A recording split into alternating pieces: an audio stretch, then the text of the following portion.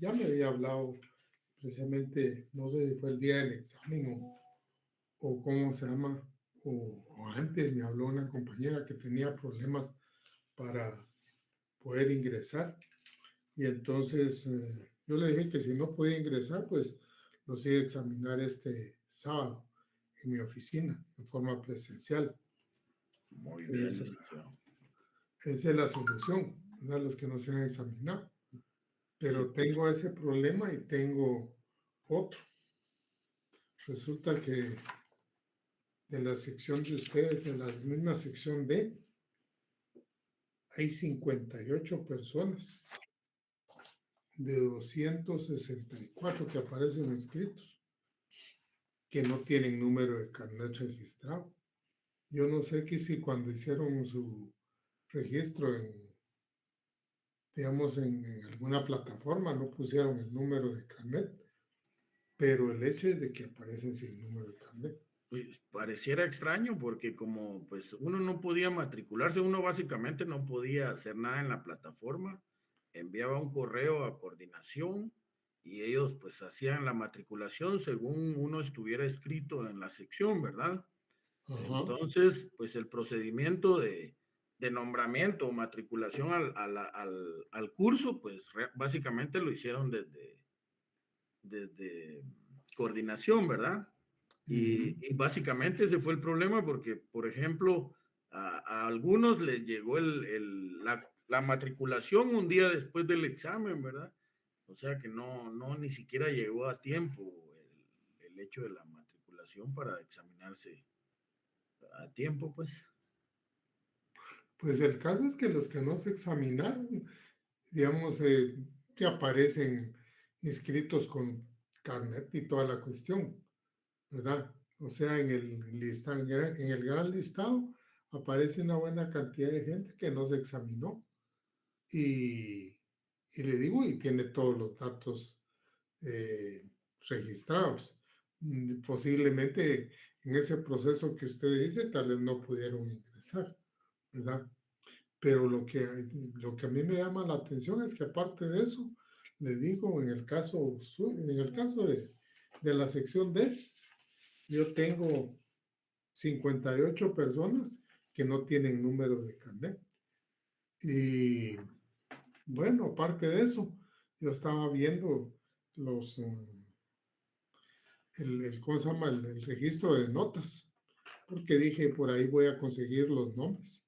Que si, ahorita que lo estaba viendo hace un momento, aparecen menos personas inscritas en ese listado que las que aparecen en Google, ¿verdad? O sea, en una de las secciones aparece 255, cuando en las dos tienen más de 260. Una tiene 264 y otra tiene 262. O sea, no cuadran los datos. Pero aparte de eso, le digo, el hecho de que no tienen número de carnet, a mí me va a costar un poco buscarlos porque para saber qué número de carnet tienen, ¿verdad? Y no sé si todos van a aparecer. Sí, claro, en ese sentido, pues tiene razón, ¿verdad, licenciado? Sí, Entonces, el procedimiento final sería asistir a su oficina y ahí realizarse el examen ajá. para Sería, este día sábado. yo voy a estar ahí a partir de las 9. De las 9, digamos, en adelante les va a hacer examen, porque siendo una cantidad tan grande de gente, no los puedo examinar juntos, ¿verdad? Y espero que conforme vayan llegando, los voy a examinar, porque no hay de otra. Muy bien, licenciado. ¿No? Entonces, si fuera posible, no sé si pues poner su dirección en la plataforma o bien en el grupo de WhatsApp asignado, ¿verdad? Ahí en la clase se las voy a dar, porque o si quieren se las doy desde ya, apúntenla, Por porque favor, licenciado. es Séptima Avenida, Séptima Avenida, 856, 856. zona 1. Muy bien. Es el edificio del centro, edificio del Edificio centro, el segundo nivel, Centro, segundo nivel. el local 221. local 221. Muy bien.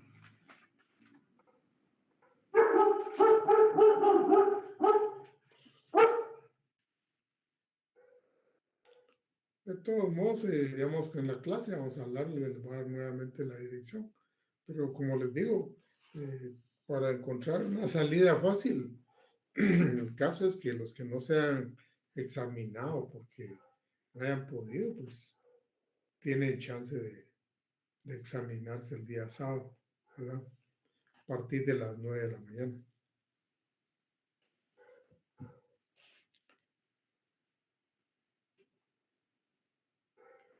Gracias, licenciado, por el apoyo. Entonces, solo para confirmar, Séptima Avenida, 8-5601, edificio El Centro, segundo nivel, local 221, ¿verdad? Así es, compadre. Muchas gracias, licenciado. Para servir.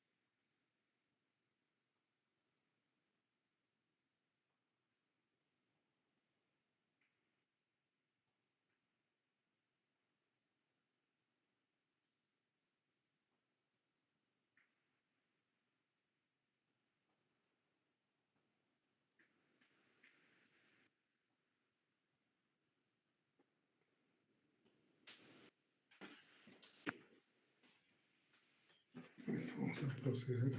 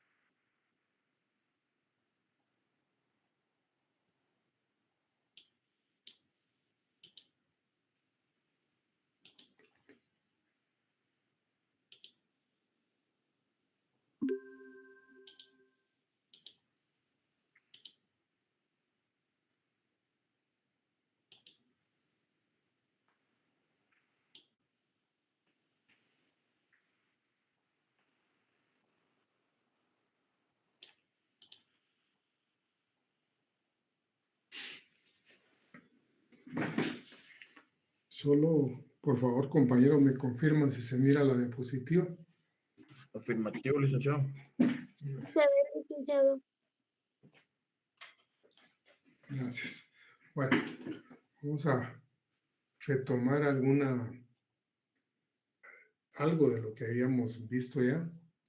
Yo les hice referencia de cómo se legitimaba digamos, tanto los estatutos como el acta constitutiva. Y vimos que en la ley dice que cada folio debe ir firmado por el secretario general,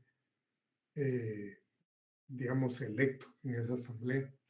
Y al final todos los miembros del comité ejecutivo. Yo les comentaba a ustedes de que no obstante que la ley dice así, digamos, yo he aconsejado siempre que firmen los del comité ejecutivo y firmen todos los que asistieron a la sesión, por aquello de que alguien en un momento dado se retracte de que estuvo ahí, ¿verdad? Y porque normalmente así ha trabajado el ministerio, ¿verdad? El ministerio trata de tener el mayor apoyo, digamos, un documento para saber que realmente, digamos, se están consignando datos ciertos. Entonces, si hay 20, 25 personas que comparecen, y no hay una razón para que no firmen si están participando. Y en todo acta, normalmente cuando uno participa y, digamos, se toman acuerdos y uno está presente, prácticamente es parte de los acuerdos, debe constar la firma, ¿verdad? Cuando se hizo esa reforma al Código de Trabajo, no cabe duda que los directivos sindicales buscaron la forma de que entre las reformas se facilitaran algunas cosas, pero no estaban viendo en el fondo otras cosas que son mucho más valiosas, ¿verdad? Porque si están presentes 20, ¿cuál es la razón de que no firmen todos? ¿Verdad? Entonces, lo peculiar aquí es el hecho de que en cada hoja va a ir firmando el secretario general, porque imaginen ustedes que el acta tiene, qué sé yo, unas 10 hojas, por ejemplo. No podría tener solo las firmas al final. Tiene que haber alguien, digamos, que refrende todo lo que está contenido en el acta. Y en este caso es el secretario general. Alguien, no sé si fue en esta sección o en la otra, insistía en que si era secretario general interino o provisional, y porque por ahí dice la ley. Miren, tiene que ser un secretario provisional porque por ahí así refiere y porque la función que hace ese comité ejecutivo solo es el proceso de reconocimiento del sindicato. Una vez el sindicato es reconocido y sale el reconocimiento del ministerio, tienen que celebrar una nueva asamblea y ya elegir el comité ejecutivo del sindicato ya con todas las de ley, ¿verdad? Porque en ese momento prácticamente el comité ejecutivo y principalmente el secretario general, que es el que va a hacer las gestiones, la única función que tiene es, digamos, seguir el trámite, todo el trámite para que reconozcan el sindicato, ¿verdad? Bueno, si ya tenemos dos documentos, ¿qué más se presenta para el reconocimiento, iniciar el trámite de reconocimiento del sindicato? Hablamos de una solicitud, ahí habla de una solicitud, el artículo 218. Sin embargo, normalmente a ese tipo de documentos se le llama memorial, ¿verdad? O pues llámale solicitud si quieren, pero lo que está prácticamente es presentándose el secretario general individualmente y solicitando el reconocimiento de su sindicato, ¿no? Y todo lo demás. Y entonces está acompañando tanto el acta como la copia de los estatutos, ¿verdad? Un original y una copia de cada documento, ¿verdad? O sea que está presentando prácticamente original y un duplicado. En la práctica, obviamente, si van a presentar un original y su duplicado de todos los documentos, uno saca 3, porque para que le sellen de recibido y le quede constancia del expediente que está haciendo, ¿verdad? Eso ya a nivel de gestión administrativa que va a hacer uno. Entonces, va a sacar no solo la copia que va a acompañar, sino una copia más de todo, para que cuando lo presente le sellen de recibido.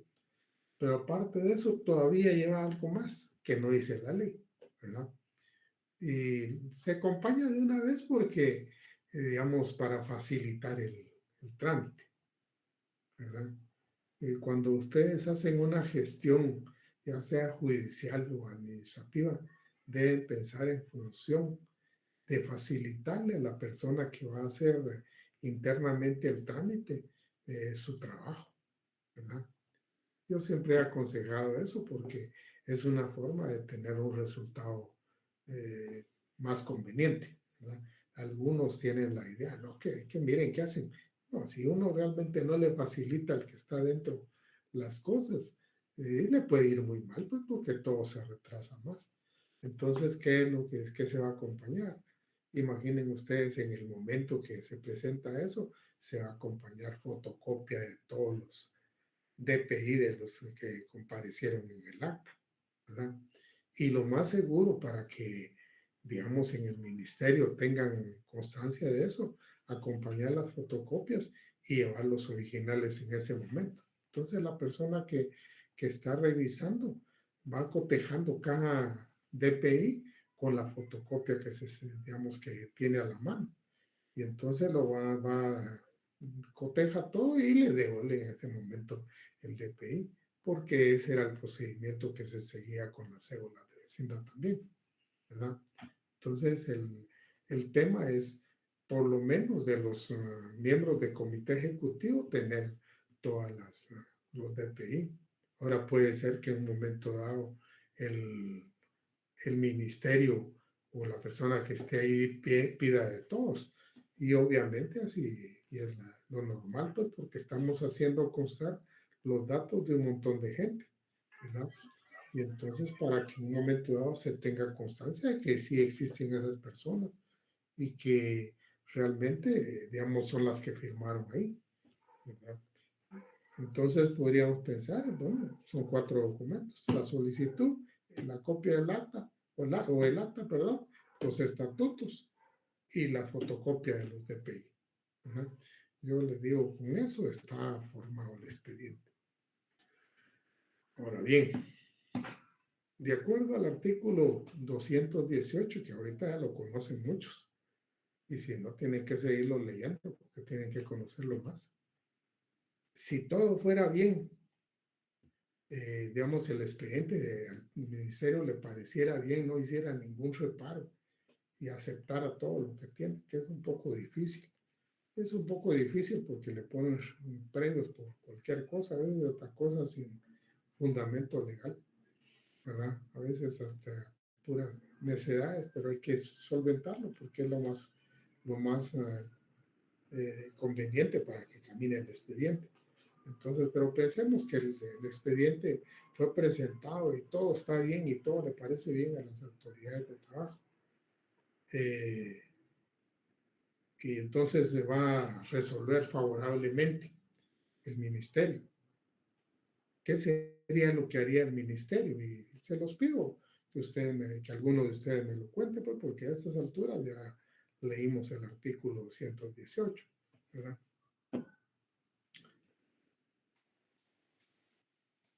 Licenciado, Sí, compañera. buenas tardes. Yo Bueno, pienso que lo inscribiría al sindicato, ¿verdad? Ya con su, usted no ha leído el artículo 218, claro porque que no me sí. estaría contestando en esa forma. Claro que es parte de lo que se va a hacer, pero el artículo 218 de una vez nos dice un camino. Durante los 15 días siguientes a la respectiva inscripción deberá publicarse una reforma como una resolución de su inscripción, licenciado. O sea que la resolución aparece después. No, la resolución aparece antes. Entonces les digo, miren, si ustedes no leen, digamos, la ley, realmente van a tener dificultades el día que quieran apoyar a alguien, porque no tienen una idea y un desempeño lógico. Claro que hay una resolución, pero no vamos a hablar de la resolución y a saber de dónde salió. Lick, perdone, para responder su pregunta, creo que dictaría la resolución favorable que debe contener el reconocimiento de la personalidad jurídica del sindicato, la Ajá. aprobación de los estatutos y orden de la inscripción del registro público de los estatutos, El- el trámite que se... no, la inscripción no es de los estatutos, sino el sindicato. Ah, Eso es ok. lo que, eso es lo que usted dice es exactamente. Yo les estoy planteando la idea de que si todo se presentó bien y no hay ninguna cuestión que no le parezca al ministerio, ¿qué era lo que tendría que hacer? ¿Verdad? Entonces, la primera posibilidad es esa que usted dice, ¿verdad? Después de que da todo el trámite y toda la cuestión, ya va a salir el reconocimiento del sindicato, ¿verdad? Y entonces, así como usted dice, emite el ministerio una resolución. En esa resolución prácticamente hace constar que reconoce el sindicato ¿verdad? Que aprueba los estatutos de ese sindicato y ordena la inscripción. Recordemos que una resolución es del ministro, ¿verdad? La resolución prácticamente se presentó a la dirección general, pero quien va a emitir una resolución a ese nivel es el ministerio, ¿verdad? Entonces la resolución es del ministro, ¿verdad? Y entonces prácticamente está resolviendo dos cosas en cuanto al sindicato, reconocerle su personería y aprobar sus estatutos. Internamente en la orden de inscripción, ¿verdad? Porque esa orden no se la está dando al sindicato ni a ningún otro, se la está dando a la Dirección General de Trabajo, ¿verdad? Y entonces en la Dirección General de Trabajo hay un departamento de registro y ahí van a inscribir al sindicato, ¿verdad? Y entonces ¿cómo se llama? Esa resolución obviamente se la notifican también a los solicitantes del reconocimiento del sindicato, ¿verdad? O sea, va una copia para los que están solicitando reconocimiento del sindicato y otra copia que queda en el expediente que se está formando, porque ese expediente va a quedar dentro del ministerio, ¿verdad? Otra copia que va a quedar dentro del expediente que se ha formado, donde el ministro prácticamente reconoció, autorizó los estatutos y ordenó que se escribiera. Y entonces ya viene el departamento de registro que está en la Dirección General de Trabajo y entonces le escribe, ¿verdad? Esa es una posibilidad. Ahora, ¿cuál sería la otra posibilidad si el ministerio prácticamente le parece que no se han cumplido ciertos requisitos o que tiene ciertos errores? Como hay un poco de confusión, yo se los voy a comentar, porque en dos lugares del mismo artículo 18 lo comenta.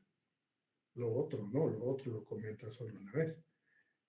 El tema es de que normalmente en cualquier proceso administrativo, digamos, cuando ustedes le resuelven algo, tienen el chance de plantear un recurso para que se revise la resolución.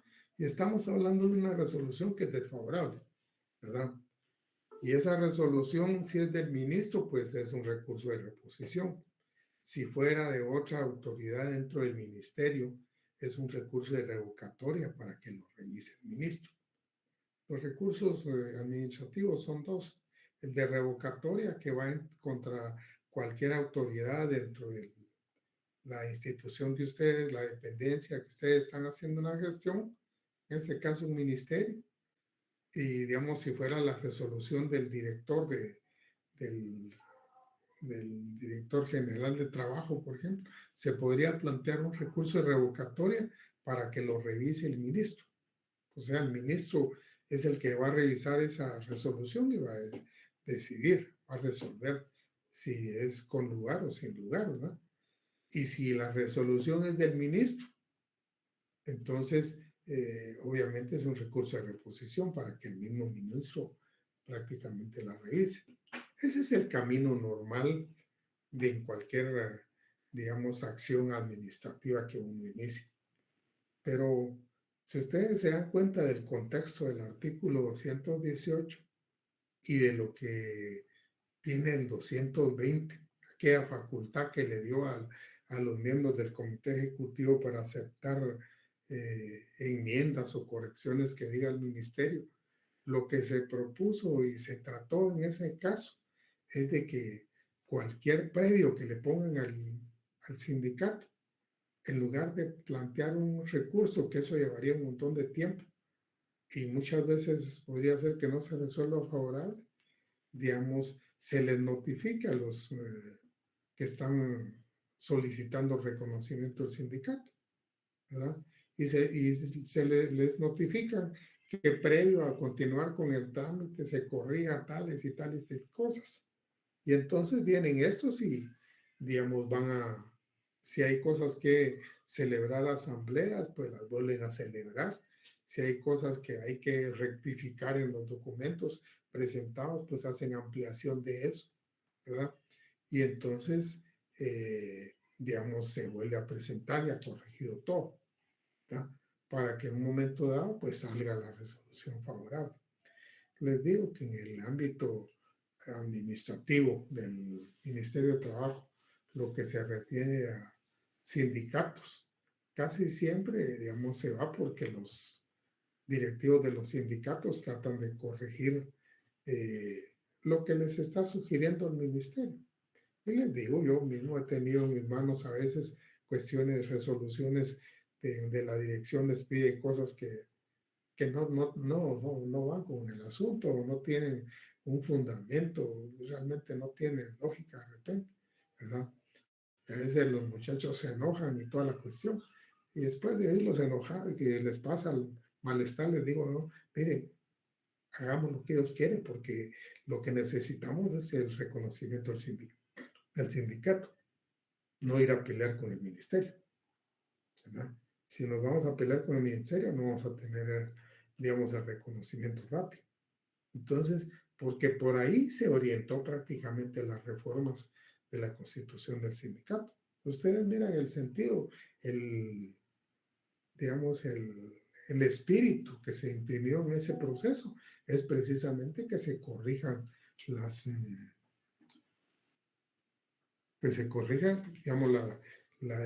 el sindicato. No sé si me escuchan, compañeros, porque ahí me están hablando de 35 mensajes no leídos. Apareció un mensaje ahí, si no, no me están escuchando, disculpe. Sí, licenciado, afirmativo, sí Licenciado, le se escuchamos. escucha. Sí se escucha, Sí se licenciado. escucha, licenciado. Sí, se Gracias. escucha, licenciado. Bueno, pues les decía yo que, digamos, el proceso de reconocimiento del sindicato se ha orientado a que se facilite el reconocimiento. Yo les contaba que hace años eso era mucho más tortuoso, pues, porque le ponían a veces ciertas trabas y el sindicato a veces también, digamos, los que estaban promoviendo el reconocimiento del sindicato empezaban a alegar que no había derecho que les pidan tal cosa, tal otra. Yo les digo que no es que acepte todo. Yo soy de la idea de que cuando uno hace un trámite debe facilitar las cosas para que le salga la resolución que uno quiere, ¿verdad? Y cuando yo les digo, pues les comentaba, por ejemplo, que en ninguna parte habla de acompañar las fotocopias de DPI. Ahí en ninguna parte dice eso. Pero si se lo van a pedir, ¿para qué esperar que se lo pidan? Mejor se los pido yo a los directivos, a todos los del sindicato y digamos, si me adelanto en eso, ¿verdad? Porque prácticamente en el caso de uno cuando está haciendo un trámite, la intención es de que le resuelvan lo más rápido posible, lo más favorable posible. Entonces uno debe facilitar las cosas, ¿verdad? Y posiblemente cuando hicieron esas últimas reformas, en eso pensaron también. Porque ya ven ustedes que en el artículo 120 habla, hay un inciso ahí de que se les autorice a los miembros del comité ejecutivo, ahí creo que les llama provisional, no me acuerdo, pero es el comité ejecutivo provisional que se les autorice, digamos, aceptar en nombre de la asamblea los cambios que pida el ministerio, ¿verdad? Las correcciones que pida el ministerio. Entonces, la intención propiamente es facilitar las cosas.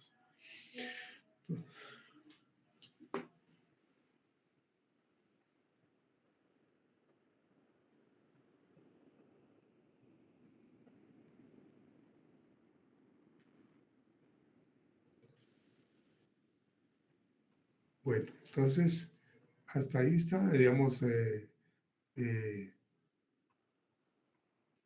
ahora viene una pregunta abajo. Ese es un problemita que yo les estoy poniendo y es para que lean el artículo 217 y ustedes me den una respuesta. Dice, se constituyó el Sindicato de Pilotos Automovilistas de Guatemala y simultáneamente con iniciar los trámites de reconocimiento presenta un pliego de requiriendo un aumento de salario a la Asociación de Autobuseros. Es de suponer que los autobuseros son los patronos, ¿va? Entonces, estos vienen los trabajadores, están formando su sindicato y empiezan en la gestión del reconocimiento de su sindicato. Y por otro lado, presentan una solicitud al patrono, que es la asociación. Entonces, digamos, si aquí mi duda es si procede que el patrono atienda esto que ellos están presentando o no, de acuerdo al artículo 217.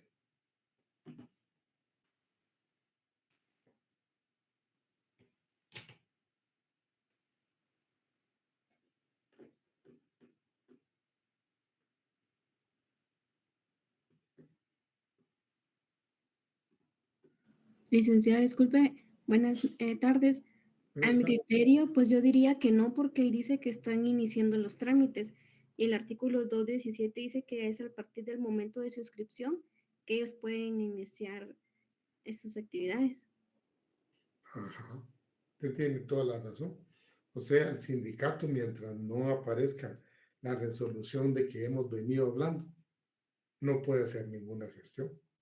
O sea, la única, de acuerdo a la ley guatemalteca, las únicas gestiones que puede hacer son directamente encaminadas a solventar, digamos, requerimientos del ministerio para el proceso de reconocimiento, ¿verdad? Imaginen ustedes que les requirió que se, digamos, que haga determinado acto y solo lo pueden hacer haciendo una asamblea. Tienen que hacer la asamblea, ¿verdad? O, digamos gestionar alguna situación que les están pidiendo. Digamos, solo pueden hacerlo de todo lo que sea en cuestión de que sea, ¿cómo se llama? Para el hecho de reconocimiento del sindicato. Fíjense, compañeros, que aquí me están pasando unas cuestiones ahí. Según mi sistema, yo no puedo ver aquí ningún mensaje y me están pasando como que no sé si es que no puedan entrar o qué, pero digamos, yo sí les requiero a los que están escribiendo que yo no leo lo que me están mandando porque no tengo dónde verlo, ¿verdad? En la pantalla mía no tengo dónde verlo. Y entonces el tema es de que si alguien quiere algo, yo quisiera que se pronunciara directamente. No, licenciado, no son mensajes dirigidos a usted específicamente. Usted está bien con su clase, solo son mensajes que caen ahí. Ah, bueno, gracias. Bueno, entonces, así como dice la compañera, no puede, mientras está en el proceso de reconocimiento, el sindicato no puede hacer ninguna gestión, ¿verdad? Ninguna gestión que le corresponda como sindicato. Ni siquiera puede pedir que se descuenten las cuotas sindicales, ni siquiera eso, ¿verdad? Porque no están aprobados sus estatutos.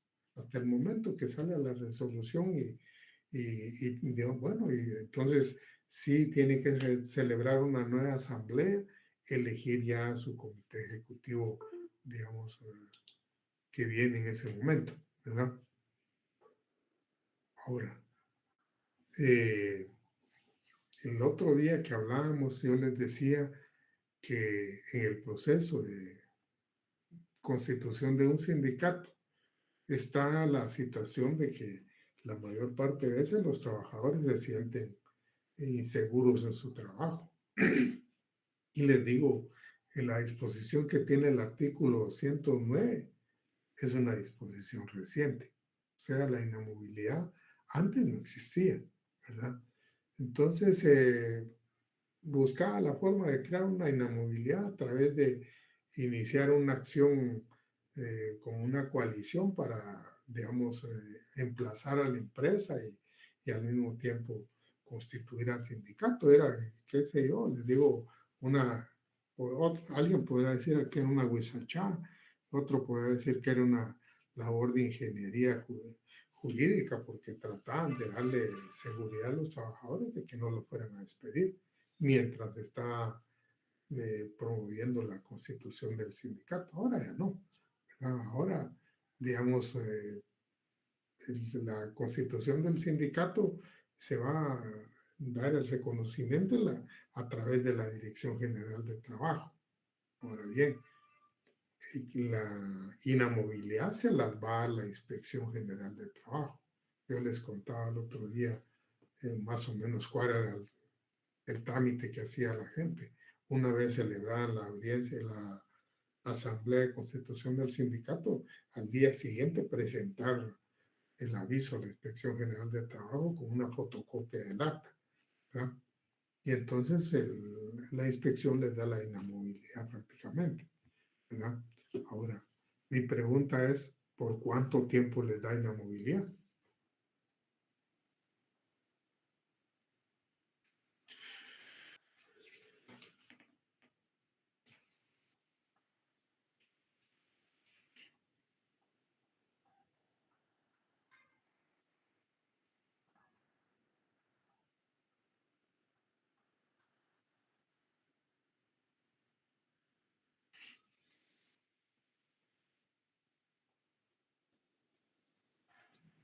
¿Es por 60 días? Veamos bien, compañerita.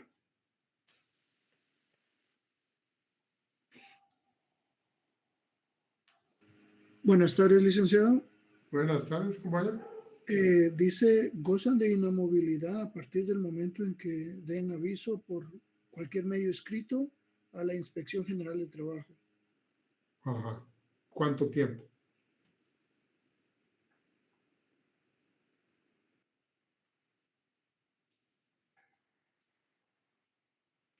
Buenas tardes, Dice, solo licenciado. dice 60 días. Adelante el otro compañero, por favor. Indica que cuenta con 60 días después de la inscripción del mismo. O sea, desde el momento en que le dan el aviso hasta el momento ¿cómo se llama?, de la inscripción, y de ahí, digamos, está esa inamovilidad. Y todavía sigue 60 días después de que los inscribe, ¿verdad? Yo lo digo para que tengamos claro cuánto tiempo, ¿verdad? Entonces ahí, a partir del momento que presentan el aviso y hasta 60 días después de que, digamos, se inscribieron al sindicato. Imaginemos, por ejemplo, que el proceso de reconocimiento se llevó 8 meses, por ejemplo. Y ustedes me dirán mucho, pues, porque ahí habla de 15 días, de 20 días, pero eso nunca sucede. Y entonces el tema es que desde el momento de que recibió la inspección el aviso, a partir de ese momento empieza la inamovilidad y termina 60 días después de que los escribo. No está determinado cuánto tiempo, pero ustedes ya en esa situación pueden tener claro cuál es el lapso de inamovilidad, ¿verdad? Bueno, aquí tenemos otra cuestión. En el proceso yo les he hablado de reconocimiento de sindicato y no de autorización, ¿verdad? Entonces, el tema es el siguiente. En el artículo 427 del Tratado de Versalles y también el artículo 2 del Convenio 87 de la OIT, hace referencia de que patronos o trabajadores pueden constituir, digamos, las asociaciones profesionales digamos, sin autorización previa. Entonces, ¿por qué, digamos, habla la ley de reconocimiento? Porque a diferencia de reconocimiento, digamos, en este caso la ley está diciendo ya el sindicato está hecho, pero tiene que tener el reconocimiento de las autoridades de trabajo para que pueda desempeñarse como tal, ¿verdad? Si ustedes quieren, es un reconocimiento encubierto, como quieran. El hecho es que para no chocar con el derecho que está en, digamos, en esos otros artículos, tanto en el Tratado de Versalles como en el Convenio 87, ¿verdad? No choca prácticamente porque no está reconociendo el sindicato, no está autorizando el sindicato, sino que lo está reconociendo. O sea, el sindicato ya se constituyó y toda la cuestión, no necesitaron que los autorizaran ninguno para formar su sindicato. Eso es lo que dice ahí. Pero para que actúen dentro del marco legal de Guatemala, deben de estar reconocidos, deben estar inscritos, ¿verdad? Entonces, por eso el proceso que se da en el ministerio no habla de autorización, sino que habla de reconocimiento.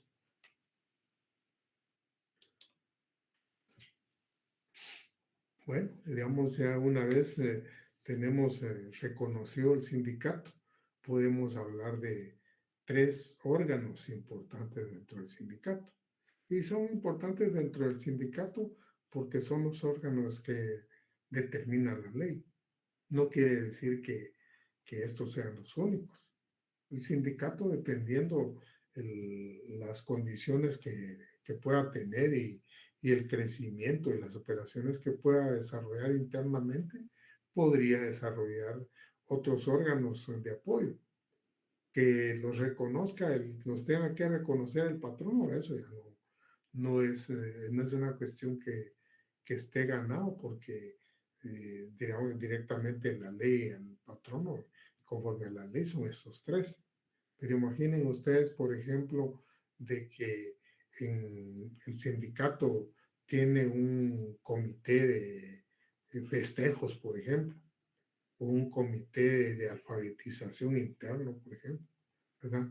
Sí puede desarrollarse por medio de eso.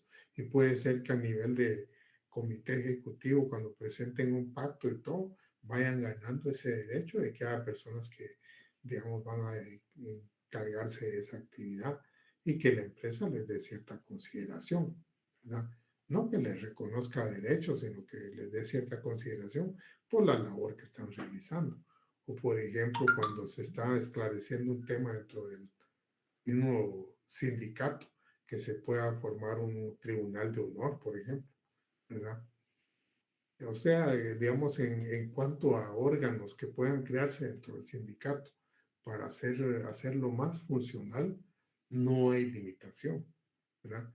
Pero la ley sí establece 3 y el patrono, digamos, parte de esos 3 para entenderse con el sindicato. Como les digo, podría ser que en un momento dado el sindicato a través de negociaciones logre algo más en cuanto a que el patrono le considere cierta actividad de otras personas que van a desempeñarse dentro del sindicato.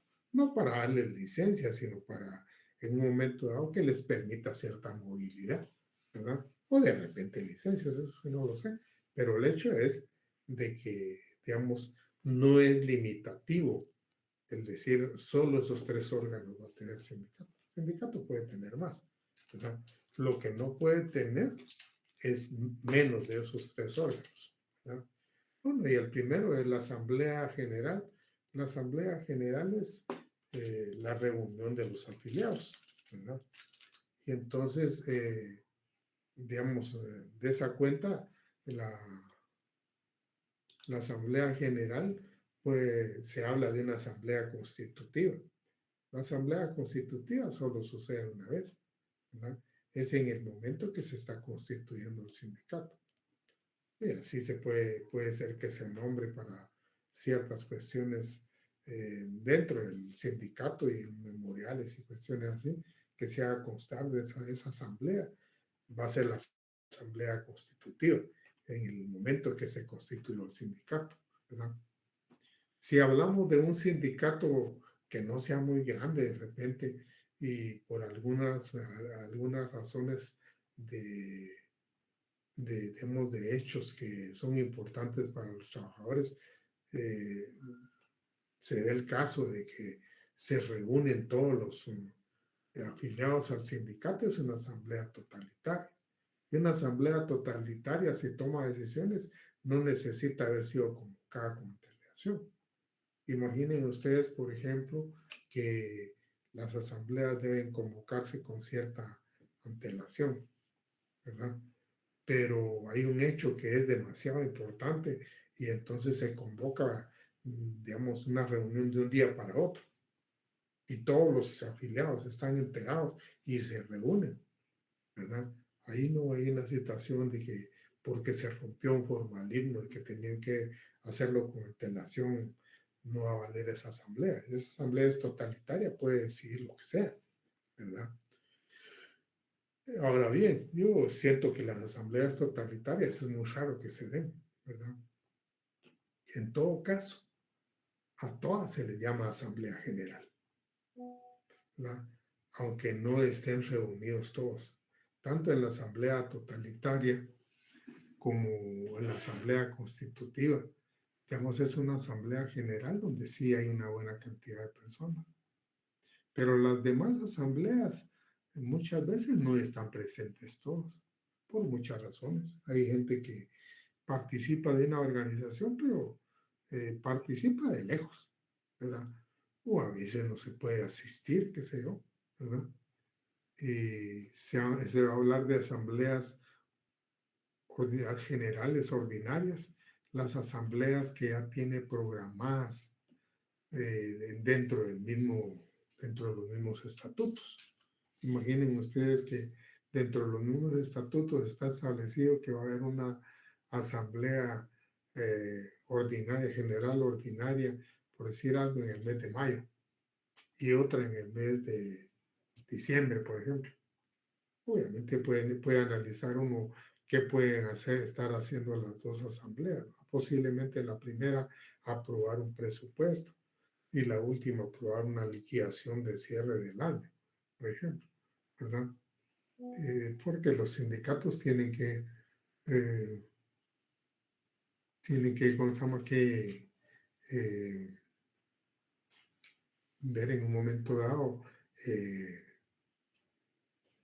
digamos, cierta situación, ciertas obligaciones que les dijera yo, ordinarias que normalmente tienen que cumplir, ¿verdad?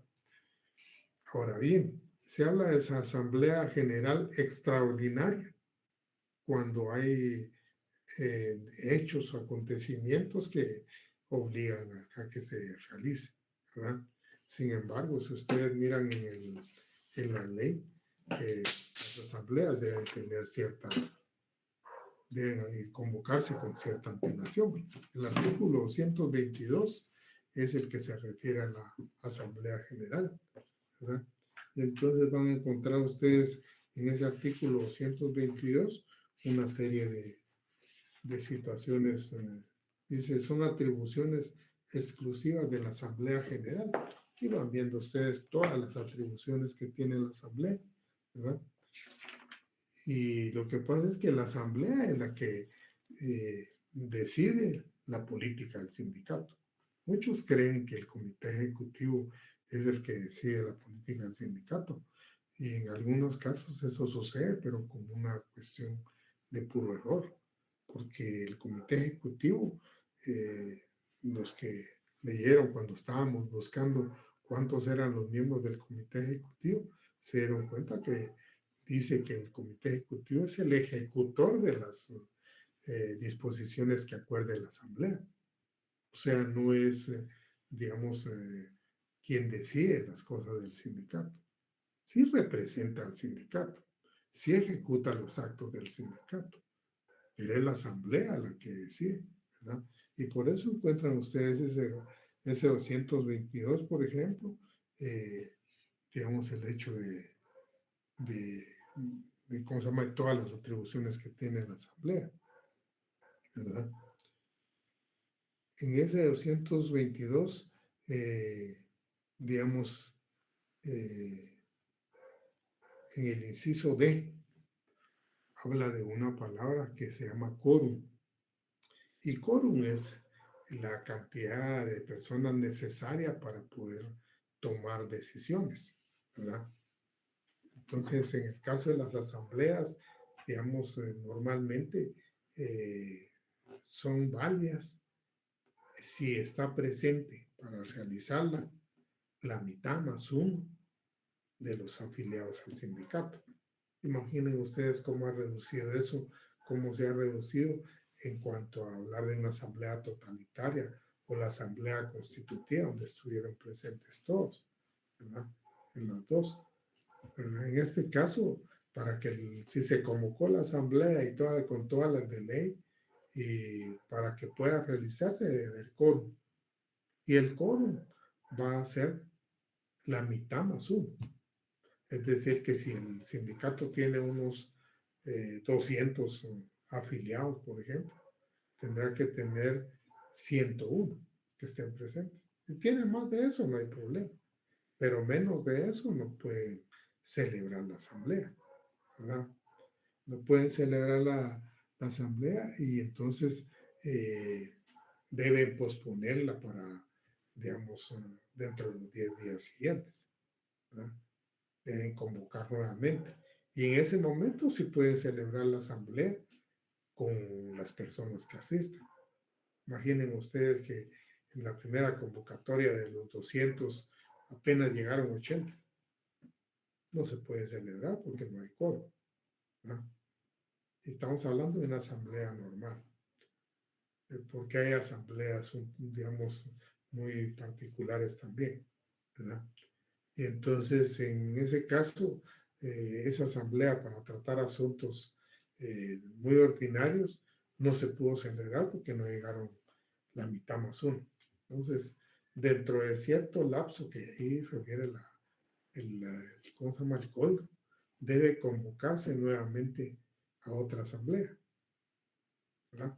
Se convoca a otra asamblea y entonces, si a esa llegaron los 87 que habían llegado, o no llegaron ni los 87, sino que solo llegaron 80, porque hay gente que en un momento dado fácilmente se desinfla y no llega ninguno, ya no llega, ¿verdad?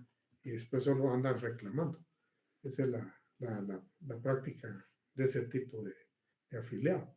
Entonces el tema es, no llega, pero entonces la ley dispone que puede celebrarse la asamblea con la cantidad de afiliados que lleguen. Ya no es necesario que esté la mitad más uno, ¿verdad? Ese es un quórum ordinario, ¿verdad? Porque existen otros casos, como el regulado en el artículo, en ese mismo artículo 122, el inciso K, y es de que cuando alguien, digamos, del sindicato ha cometido ciertas faltas contra el sindicato, y viene el sindicato y no le interesa en un momento dado que sea afiliado o siga afiliado al sindicato. En todas las asociaciones son, digamos, se dan ese tipo de cosas. Imaginen ustedes, por ejemplo, cuando, digamos, en las últimas elecciones de Guatemala, hubo un grupito de partidos políticos, ahí sí que los voraces, ¿no? Andan viendo cómo le quitan legitimidad a la segunda vuelta. Y entonces hubo secretarios generales de partidos que ni siquiera sin haber tomado en cuenta el consenso de la junta directiva o cuestiones así, se adhirieron a la protesta, pues, ¿verdad?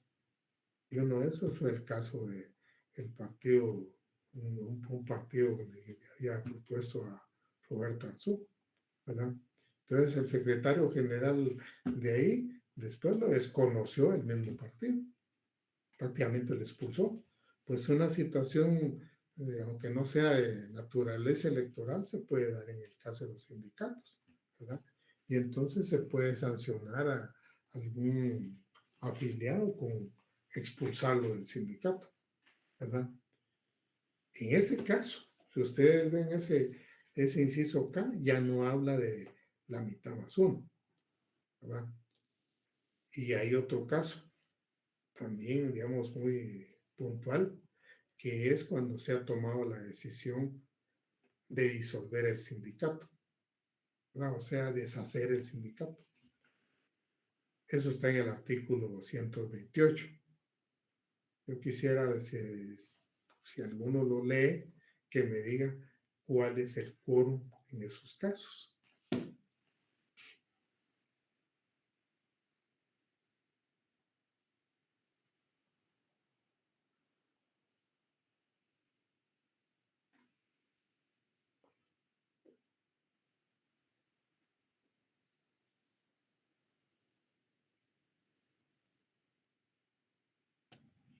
El quórum sería de las 2/3 partes del total de sus miembros.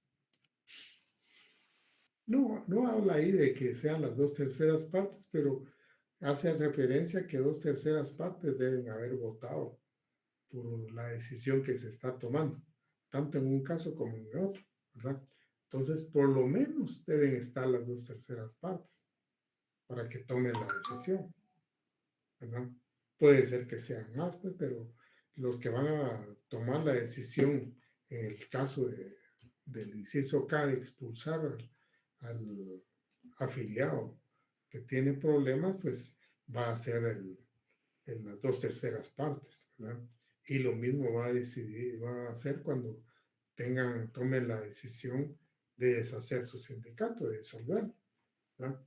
Tienen que estar, digamos, haber tomado la decisión, dice ahí, las 2/3 partes, o sea que mínimo tienen que estar presentes las 2/3 partes, porque ahí no hace referencia, digamos, de la cantidad de votantes en los demás casos, sino que hace referencia de las personas que toman la decisión, ¿verdad? Porque esa es otra cosa. Y yo les he tratado de explicar qué es el quórum. El quórum es la cantidad de afiliados necesarios para poder desarrollar los actos del sindicato. Entonces hay dos casos concretamente. En los que se necesita un quórum ordinario, que es de la mitad más uno, ¿verdad?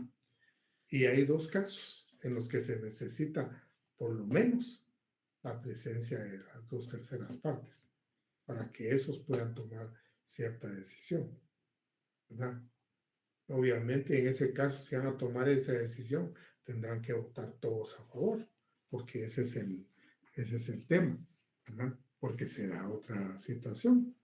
Hay otros dos casos en los que, no obstante que sea un quórum ordinario, o sea, el quórum normal, el quórum regular de de la mitad más uno, digamos, la cantidad que voten a favor de determinado hecho debe ser, digamos, una cantidad, no la mitad más uno también, sino que deben ser las 2/3 partes. O sea, ahí ya es los votantes digamos, de la decisión. Esto está en el artículo M, en el inciso M, perdón, del 222, ¿verdad?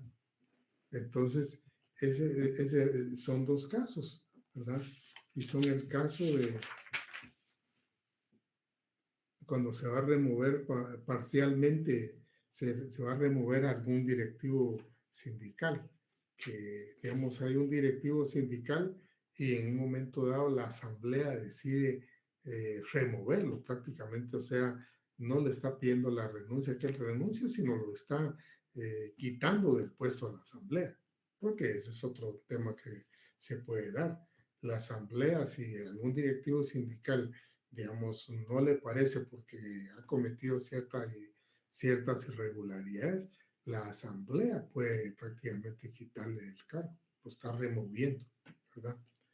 Y el otro caso es cuando se reforman los estatutos. Y es la cantidad de gente que vota a favor de la decisión, que eso no es quórum, ¿verdad? En los otros casos va a ser la mitad más uno igual que el quórum, o sea, una mayoría absoluta. La mayoría absoluta es la mitad más uno de los que participan en la asamblea, ¿verdad? El quórum normal es la mitad más uno de los afiliados. O sea, para poder hacer la asamblea se necesita la presencia de la mitad más uno, por lo menos, ¿verdad? Si hay más, enhorabuena. Eso se llama quórum. Ahora, cuando se toma una decisión, normalmente se toma por mayoría absoluta. ¿Qué quiere decir eso? El voto de la mitad más uno de los que están participando en la asamblea, ¿verdad? Pero en este caso, si es para remover un directivo o para modificar los estatutos, ya no es la mitad más uno. No es una mayoría absoluta la que toma la decisión. Son las 2/3 partes de la asamblea reunida, ¿verdad? Ven qué complejo, ¿verdad? Y los otros dos casos que les dije yo es la presencia de un quórum de las 2/3 partes, por lo menos, ¿verdad? Así está la situación para que vean la complejidad de que la asamblea no es una cosa sencilla, ¿verdad? Son cuestiones que se deben manejar con bastante cuidado y toda la cosa para que en un momento dado el sindicato no entre en situaciones de ilegalidades, ¿verdad? Y ahí están varias de las atribuciones que tiene la asamblea, ¿verdad? Desde el inciso A hasta el inciso, perdón, H, acá, hasta el inciso K, ¿verdad? Porque el M es digamos, una disposición aplicable a todas las digamos, digamos, atribuciones que puede realizar la asamblea. Entonces, con eso tienen ustedes una idea de cuál es la función de la asamblea, ¿verdad? Pero deben leer, obviamente, todas las cuestiones que debe hacer la asamblea propiamente, porque obviamente cuando ustedes examinen de esto, cualquiera de esos incisos se les puede preguntar. Son cosas que en un momento dado tienen que conocer qué es lo que hace la asamblea, ¿verdad? No sé si hay alguna duda, compañeros.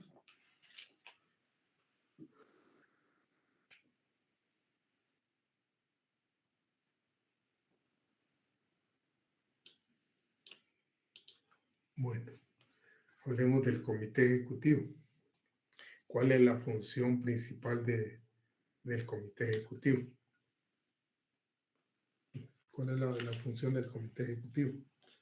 Dice, es el encargado de ejecutar y cumplir los mandatos de la Asamblea General que consten en el libro de actas y acuerdos y lo que exijan los estatutos y las disposiciones legales. Sus funciones son, en consecuencia, puramente ejecutivas y no les da derecho a sus miembros para arrogarse atribuciones que no les hayan sido conferidas. Ven ustedes qué bonito y qué claro, ¿verdad? Muchas veces en la práctica algunos se quejan de que no sucede así, pero el tema es de también la gente no se empapa de ciertas cosas, qué es lo que puede hacer y qué no puede hacer, porque cuando los directivos se exceden en atribuciones, por ahí hay, digamos, procedimientos en un momento dado para sancionarlos. Hay procedimientos para denunciarlos ante las autoridades de trabajo y que las autoridades de trabajo investiguen, ¿verdad? Pero el tema es, mientras, digamos, uno no participe, no investigue, no conozca, realmente, digamos, está en una situación de desventaja, ¿verdad? Y obviamente no es alguien que lo venga a ayudar a uno. Tiene uno que participar, ¿verdad? De acuerdo a lo que dispone ese mismo artículo digamos, ese mismo artículo 123, la representación del sindicato corresponde al comité ejecutivo. Y, digamos, el comité ejecutivo, imaginen ustedes que sea de 9, son los que representan al sindicato. Formalmente, para todos los actos tendrían que participar los 9, porque ellos son los que tienen la representación del sindicato, ¿verdad? En la práctica, normalmente el comité ejecutivo delega la representación en el secretario general, para que sea el secretario general que, digamos, comparezca en muchas cuestiones del sindicato. Pero no es que la ley le determine eso. Eso lo va a determinar, digamos, el sindicato ya en sí, ¿verdad? Ya el sindicato directamente va a determinarlo a través de una sesión prácticamente y un acuerdo. Porque así como en alguna parte ya oímos que hay un libro de actas y acuerdos de la Asamblea, también hay libro de actas y acuerdos del Comité Ejecutivo. Entonces, en un libro de actas de acuerdo del Comité Ejecutivo, ese libro tendrá que constar en alguna parte un acta donde el Comité Ejecutivo le ha delegado la representación a la comparecencia al secretario general para no hacer las cuestiones muy engorrosas. Porque si no, en todos los actos tendrían que participar el montón, todos los del Comité Ejecutivo, ¿verdad? Como les digo, si es un sindicato que se le ocurrió tener 9 miembros del comité ejecutivo, los 9 tendrían que correr. Ahora yo les voy a contar un caso para que ustedes me lo resuelvan. Y les cuento un caso que normalmente yo lo he puesto como problema en los exámenes, ¿verdad? Fíjense ustedes que hay un sindicato y, digamos, tiene algunas obligaciones que cumplir fuera del departamento donde tiene su asiento el sindicato. Les estoy hablando de un sindicato de Petén y tiene que cumplir algunas obligaciones propias del sindicato. Vayamos a saber de qué tipo de sindicato se trata, pero el hecho es que tiene que cumplir ciertas obligaciones, incluso en un proceso judicial en Quetzaltenango. Y entonces, como los miembros del comité ejecutivo son los representantes del sindicato, tienen la dificultad de trasladarse de Petén hasta Quetzaltenango y no saben exactamente ni la fecha en que van a tener que hacerlo, ni se les ha ocurrido delegar solo a uno, ¿verdad? Así poner al secretario general. Y entonces vienen y, digamos, le hablan a un abogado y le otorgan un mandato para que los represente. Y viene el abogado y llega con el mandato ante las autoridades en Quetzaltenango. Y ustedes están ahí. Y entonces, mi duda es, ¿puede actuar ese sindicato a través del abogado que es su mandatario? Lean el artículo 123 porque ese me va a dar la respuesta.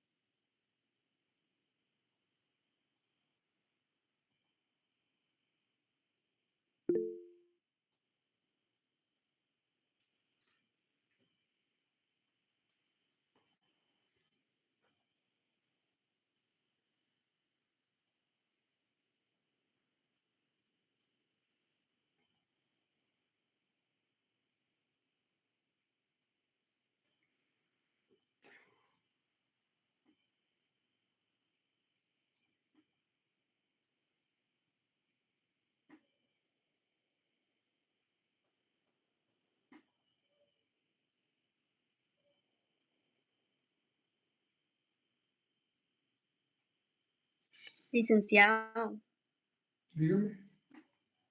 según el último párrafo del inciso C, no pueden. Ajá. ¿Qué dice?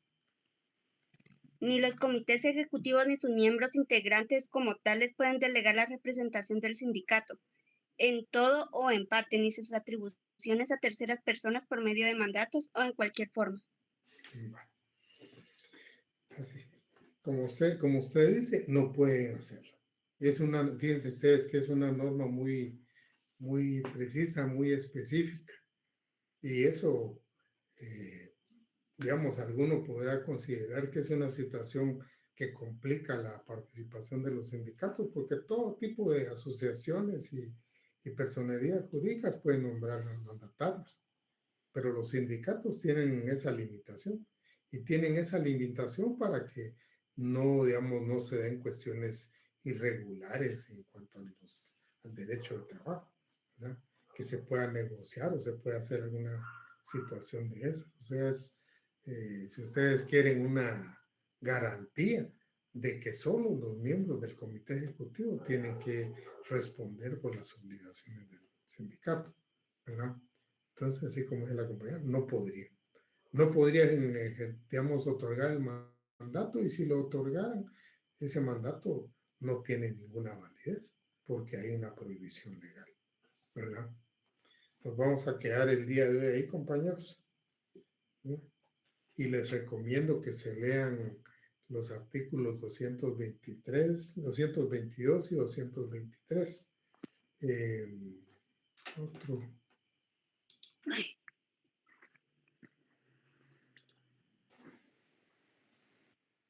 Sí, 222 y 223 para que veamos, digamos, algunas cosas que tenemos, que vamos a ver el día próximo de clase, ¿verdad?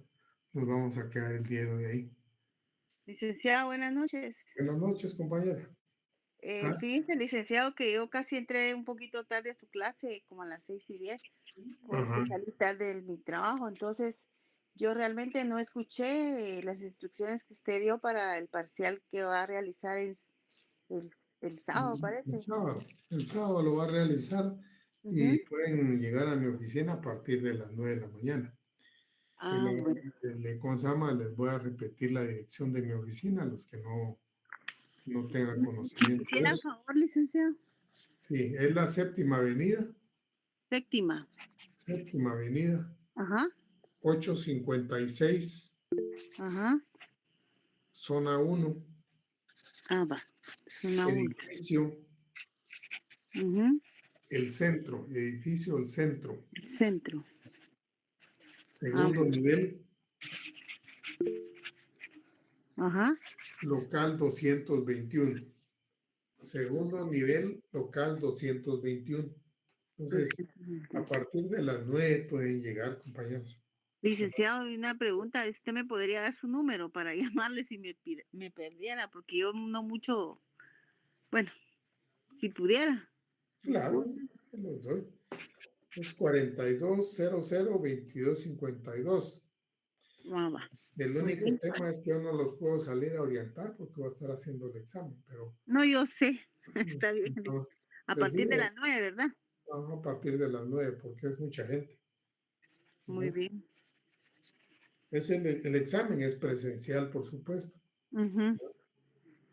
Está bien, Ligna, ahí estaré porque yo no me examiné, porque tuve problemas con esa plataforma, entonces no pude realizar el parcial. Pues fíjese que la realidad es que sí ingresaron una buena cantidad, sí. Tenemos otros problemas porque muchos no tienen número de carnet en la plataforma y entonces no les aparece, ¿verdad? Aparecen los datos y todo, pero sin número de carnet. Eso dificulta un poquito, Pues ese no fue digamos. mi problema, el problema fue que me decía que no estaba, no me acuerdo la palabra, pero no me dejó entrar que yo mandé un correo también, pero no me dejó. Ya. Pero así lo arreglamos, ¿verdad? Está bien, licenciado, de acuerdo, ahí estaré entonces molestándolo ahí ese día. Los espero, compañero. Va, feliz noche, gracias, Lick. Que pasen buena noche. Feliz tarde, Lick, gracias. Feliz noche. Buenas noches, compañero. Gracias, Lick, buenas noches. Feliz Buenas noche. Buenas noches, compañero. Feliz noche. Ah, no, no sé. Que pasen buenas noches. Muchas gracias, licenciado. Feliz noche. Buenas noches, licenciado.